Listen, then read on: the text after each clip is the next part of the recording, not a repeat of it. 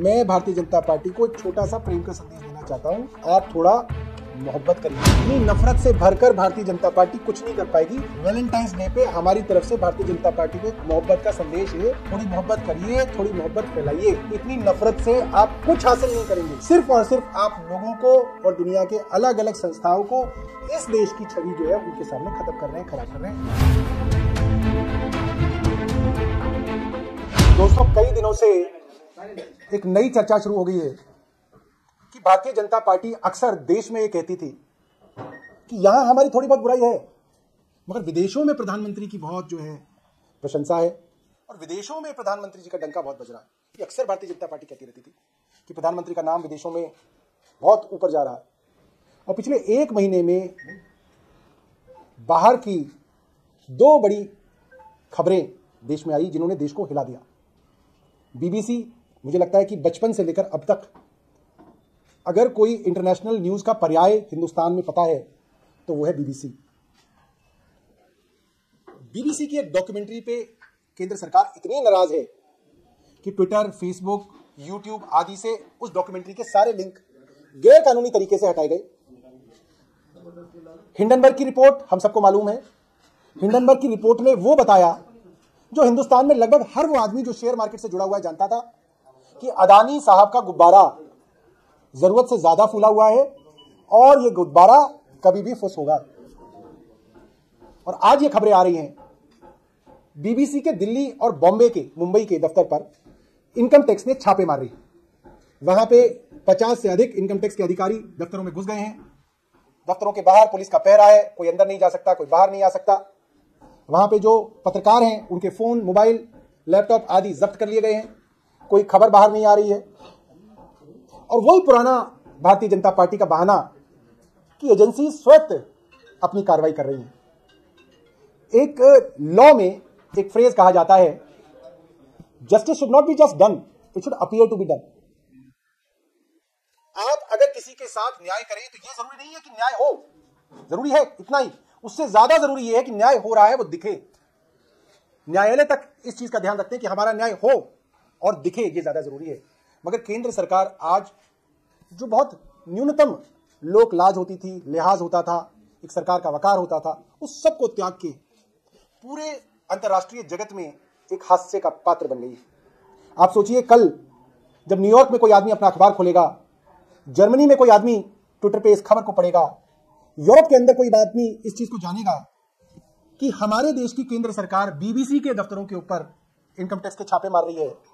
और इसलिए मार रही है क्योंकि कुछ दिनों पहले केंद्र सरकार बीबीसी से यह कह के नाराज रही है कि बीबीसी ने प्रधानमंत्री मोदी जी के गुजरात में हुए दंगों और दिल्ली में हुए दंगों में भारतीय जनता पार्टी और प्रधानमंत्री जी की कथित भूमिका के ऊपर कुछ बहुत सीरियस, संजीदा सवाल खड़े किए हैं। तरीका क्या है? अगर आपको बीबीसी की डॉक्यूमेंट्री लगती है कि वो झूठ है तो आप मुकदमा कीजिए, डिफेमेशन का उनके ऊपर मुकदमा कीजिए, आप क्रिमिनल प्रोसीडिंग्स लाइए। अगर वो एंटिटी देश की नहीं है तो भी विदेश की एंटिटी के ऊपर भी मुकदमे किए जाते हैं। आप कोई कानूनी तरीका नहीं आजमा रहे हैं, क्योंकि केंद्र सरकार को भी लगता है कि बीबीसी की डॉक्यूमेंट्री जो भी है, जैसी भी है, उसको झूठ साबित करना केंद्र सरकार के बस की नहीं है। क्योंकि बीबीसी जर्नलिज्म के जो बेसिक रूल्स होते हैं उनको फूक फूक के फॉलो करती है, फूक फूक के कदम रखती है।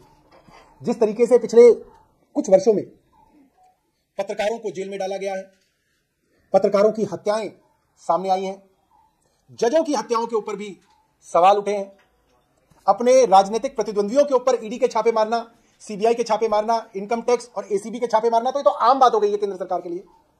यहां तक कि अगर कोई बिजनेस रिवलरी भी अदानी साहब की किसी बिजनेसमैन से होती है तो उस बिजनेसमैन तक पे एजेंसीज के छापे मार के, डरा धमका के मदद करने की बात भी पार्लियामेंट में कुछ दिनों से कही जा रही है।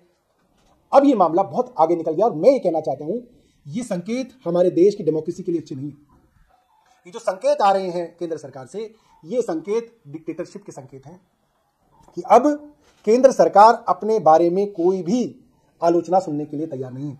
अपोजिशन आलोचना करे तो उनके ऊपर छापे मारेंगे, कोई अखबार आलोचना करे तो उसको ठीक कर दिया जाएगा।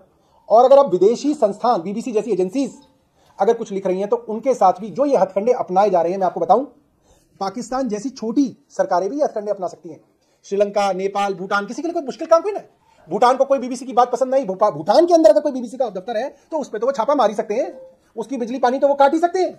मगर ऐसे छोटे छोटे अफ्रीका के छोटे छोटे देश भी ये काम नहीं करते जो काम देश, मुझे लगता है कि पूरे दुनिया के सबसे बड़े प्रजातंत्र की हम बात करते हैं, उस प्रजातंत्र के अंदर अगर ये काम हमारी केंद्र सरकार कर रही है तो ये पूरी दुनिया में एक बहुत शर्मनाक तस्वीर जो है हिंदुस्तान की बना रही है।